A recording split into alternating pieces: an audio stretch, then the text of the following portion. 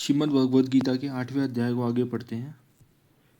पूर्व श्लोक में जिन दो मार्गों का वर्णन करने की प्रतिज्ञा की गई, उसमें से जिस मार्ग से गए हुए साधक वापस नहीं लौटते, उनका वर्णन पहले किया जाता है। जिस मार्ग में ज्योतिर्मय अग्नि अभिमानी देवता है, दिन का अभिमानी देवता है, शुक्ल पक्ष का अभिमानी देवता है और उत्तरायण के 6 महीनों का अभिमानी देवता है, उस मार्ग में मरकर गए हुए ब्रह्मवेता योगीजन उपयुक्त देवताओं द्वारा क्रम से ले जाकर ब्रह्म को प्राप्त होते हैं। इस प्रकार वापस न लौटने वाले के मार्ग का वर्णन करके अब जिस मार्ग से गए हुए साधक वापस लौटते हैं, उसका वर्णन किया जाता है।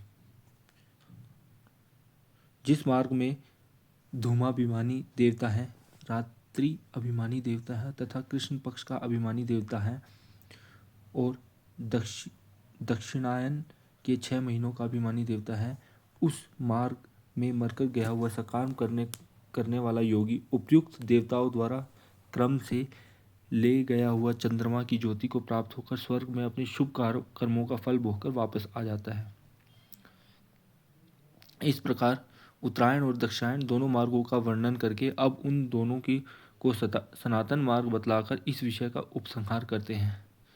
क्योंकि जगत के ये दो प्रकार के शुक्ल और कृष्ण अर्थात देवायन और पित्रायन सनातन माने गए हैं।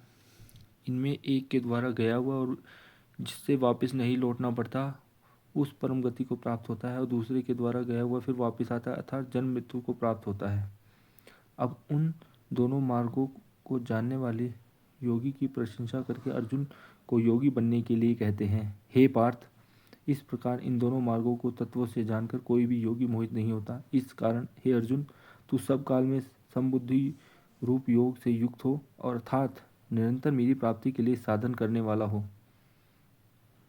भगवान ने अर्जुन को योग युक्त होने के लिए कहा। अब योग युक्त पुरुष की महिमा और इस अध्याय में वर्णित रहस्य को समझकर उसके अनुसार साधना करने का फल बतलाते हुए इस अध्याय का उपसंहार करते हैं।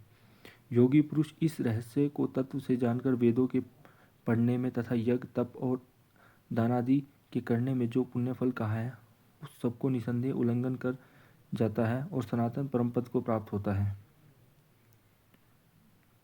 9वें अध्याय। 7वें अध्याय के प्रारंभ में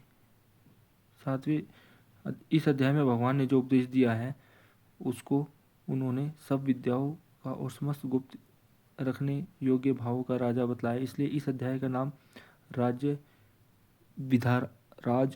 गुहा योग रखा गया है। 7वें अध्याय में आरंभ किए हुए विज्ञान सहित ज्ञान का सांगोपांग वर्णन न होने के कारण उसी विषय को भलीभांति समझाने के लिए भगवान इस 9वें अध्याय का आरंभ करते हैं तथा 7वें अध्याय में वर्णित उपदेश के साथ इसकी घनिष्ठ संबंध दिखलाने के लिए पहले श्लोक में पुनः उसी विज्ञान सहित ज्ञान का वर्णन करने की प्रतिज्ञा करते हैं। श्री भगवान बोले, तुझ दोष दृष्टि रहित भक्त के लिए इस परम गोपनीय विज्ञान सहित ज्ञान को पुनः भलीभांति कहूँगा, जिसको जानकर तू दुख रूप संसार से मुक्त हो जाएगा। हरे कृष्ण।